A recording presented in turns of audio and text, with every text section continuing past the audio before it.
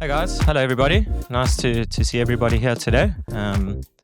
Maybe this panel today, it's a little bit of a fireside chat around, where we see Bitcoin BTC Fi going in the next 12 months, maybe focusing a little bit on the partnerships with BitcoinOS. I'll give you a little bit of an introduction on myself quickly. I am Calvin Ferreira, the head of ecosystem at BitcoinOS. I've been in the space since 2014. Previously come from a background of venture capital. I had my own venture fund, which we invested in about 50 early stage projects. When I closed that fund in 2023, I pivoted into going more to the grassroots level and being on the builder side of things. And I thought it would be really cool to be involved in a project that was focused around Bitcoin. And it brings me to where I am today. So that's me in a nutshell, but would love to get a little introduction from my host today. Thanks so much. I'm pretty sure everyone heard Saeed talk about Wormhole in the last panel. Wormhole is an interoperability platform. Myself, I lead APAC strategy at the Wormhole Foundation. I'm head of ecosystem at Bima. It's basically, you can borrow against your Bitcoin, and we are creating a stable coin, which is USBD.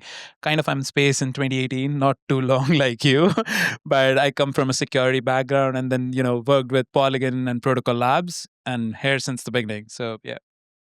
Cool, awesome. Thanks, guys. Maybe Piyush, I'll direct this one at you quickly. I know we've been working quite closely with you guys in the last few months.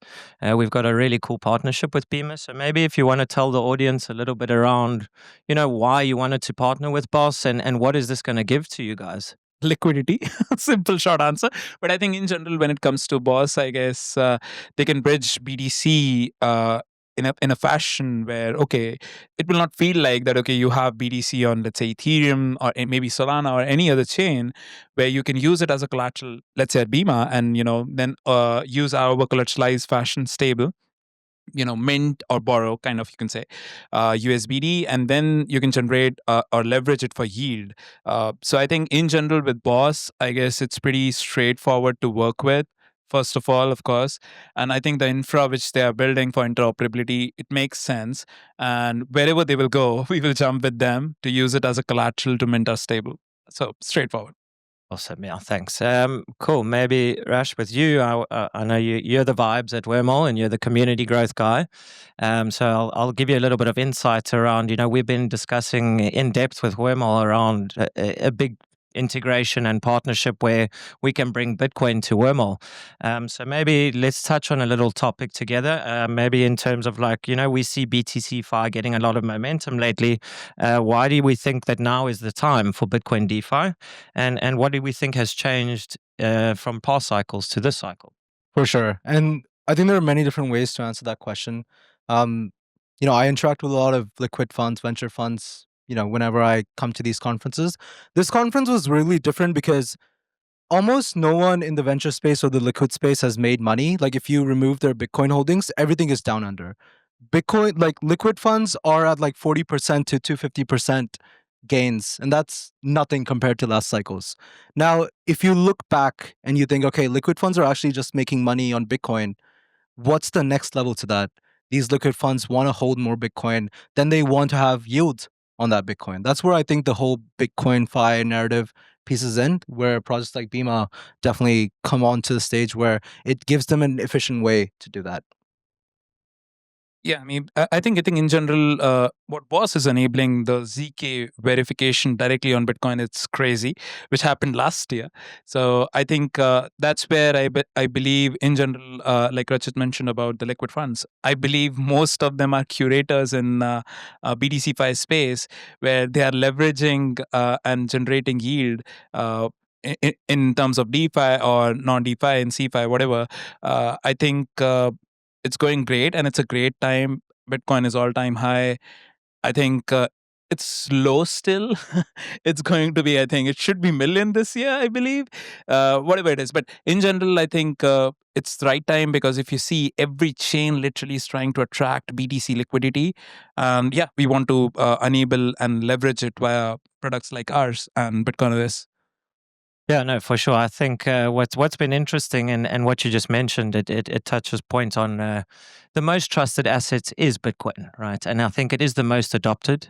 We've got to a point now where everybody has been talking about mass adoption for years and years in crypto, but I think we have it now. We have it, right? Like 5 years ago, 6 years ago, traditional hedge funds and strategic investors, they weren't even interested in DeFi. Now all of a sudden they're allocating capital from their balance sheet to search for these yield opportunities, and having Bitcoin in that narrative, I think, makes the most sense with it being the most secure asset. So maybe to go on to the next phase here, what are the biggest technical user challenges that we're seeing when it comes to building or scaling Bitcoin DeFi?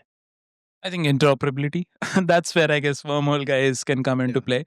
So I think in general, what we are even focusing on that, okay, when it comes to technical stuff, we are ready with everything. So kind of Prisma, the best of the codes in Ethereum, we have taken the vault structure of that and, using the BDC collateral separately to mint stable, and then, generating a kind of structure products, be it coming in via, all the institution products, delta neutral strategy, any gamma strategy or any other, or using it for utility perspectives. So yeah. Yeah. I think zooming out on that, obviously Saeed in the last panel, he mentioned a lot about the decentralization factor of interoperability in Bitcoin. I want to zoom that out.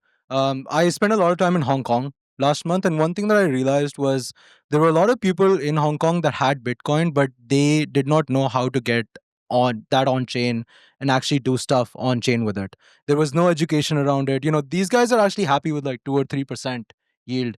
And then there are these family offices that work with these people and help them get that yield, but they only end up with 2-3%. When I actually told them how much Bitcoin yield was, like I thought it was really eye-opening for them. So I think the biggest problem we have right now with terms of like BTC Fi is the user experience around it and the education that goes into explaining how someone can access those opportunities on chain. Yeah, no, 100% there. I think, Piyush, I think I'd like to just touch maybe on your guys' strategy at Beamer. You guys have some fantastic partnerships, and I think one of the previous panels, Hillary was saying how, protocols and chains have become quite uptight with partnering with other people that are maybe competitors. Whereas, like, I'm a believer of like decentralization and let's work together. And I think you guys are a good example of doing that. You want to maybe just talk about that strategy and why? Yeah, I think in general, I mean, I come from this mindset that collaboration makes sense. So I think in general, I think any partner, like even BitcoinOS, like in general, okay, they are leveraging ZK proof of Bitcoin and bringing it on multiple chains. So we are just enabling it and generating yield for that. So Rachit just mentioned, I want to touch base on that as well. That there are many miners and Bitcoin holders who literally don't know how to generate yield perspectives.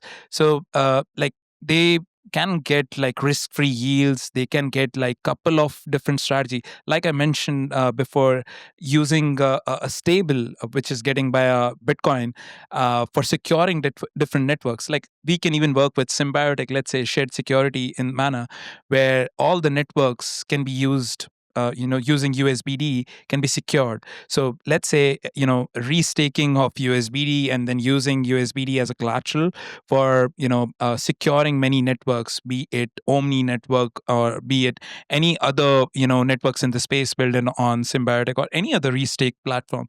So I think in general, when it comes to partnerships, I believe we are working with many institution, hedge funds and other people to run many strategies, so that like literally we want to be kind of a Yearn Finance module. If you're not aware, it's kind of a module where you want to list every strategy. So whatever user loves, they can stake and generate yield. That's what our we are offering.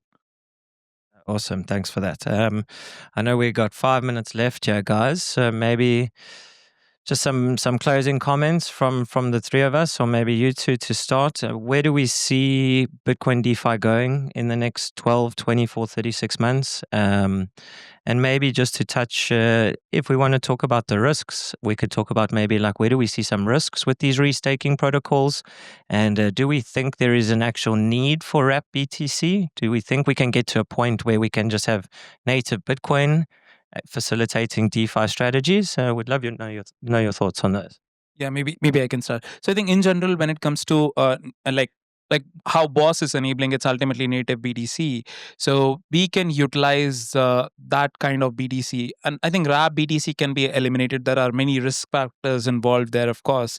Ultimately, one or two custodials are maintaining those things. So I believe in general, when it comes to restaking as well, risk is involved there. Of course, risk is involved just because if you're using, let's say, any collateral for, enabling or securing a network, you might get slashed. So that is kind of a risk. You are cutting down your collateral, which in our case, let's say if you're borrowing against your Bitcoin, when it gets slashed, you will get or lose your BTC in that particular case. But generally, it doesn't happen. Like there are many restaking platforms specifically working in BTC-Fi. Like even Babylon is doing good job. Even like BitcoinOS can come there and play many stuff, which kind of in cooking mode. So I don't want to share much alpha, but I think that's kind of a great approach to work with every kind of partner. When it comes to risk in general, I would say, of course, like even in every kind of strategy what we are running, so okay, delta neutral strategy is there where you can get up a good amount of yield, like 12 to 15% generally it's there. But there are some strategies like gamma strategies or any other strategies which any hedge funds can run. These strategies, every single strategy have their own risk appetite. So I think based on user, we just want to facilitate this, that okay, user choose what's their risk appetite looks like, and then use the stable for generation of yield. Yeah. I agree with all of that. I think zooming out a little bit, back to the question of like, where do we see the Bitcoin Fi space going in the next 12 to 24 months? I think if you think about it really theoretically, if the first ETF was Bitcoin, every institution likes Bitcoin or loves Bitcoin, right? But then every fund that we see that's being tokenized, it's being tokenized on Ethereum, and then it's being taken multi-chain where Bitcoin L2s are not involved. I think in the next 12 to 24 months, we'll see a scenario where one L2, like a Bitcoin focused L2, will emerge. And then we'll see an institution come on to that Bitcoin L2 and be like, hey, this is the chain where we are going to enable staked Bitcoin yield through our ETF. And I think that is where we'll see some sort of evolution happen where, okay, you have a Bitcoin ETF, but you can also get staking rewards or some sort of yield rewards on top of it. Recently, the Hong Kong legislative, they enabled something similar to this, but for ETH. I think we'll see that happen for Bitcoin in the future. I think if you think about it really theoretically, the biggest risk to the Bitcoin Fi ecosystem is actually the price of Bitcoin. Like, I think if the price dips down to a point where people are just not interested in the ETF, where's the liquidity? Like, where's the flow? Like, if one of these ETFs gets delisted, there's like nothing's gonna happen after that. So everything is dependent on that, and I genuinely do believe it is going in that direction. Just want to touch base here just because I totally agree when it comes to price. Even in our case, like in case, let's say Bitcoin price goes down 50%, in that case, we are straight away doing liquidation. So of course, it's risky in a lot in that manner. So yeah, I think hopefully it doesn't happen. But yeah. Awesome. Cool. Maybe we've got 1 minute left, guys. Just to close off for the people in the audience, if anybody wants to get in touch with you, how do they do it? How do they partner with Wormhole or Beamer, etc.? The same for me, everybody here. If you need to get a hold of us, please feel free to reach out to me, Calvido21 on Telegram.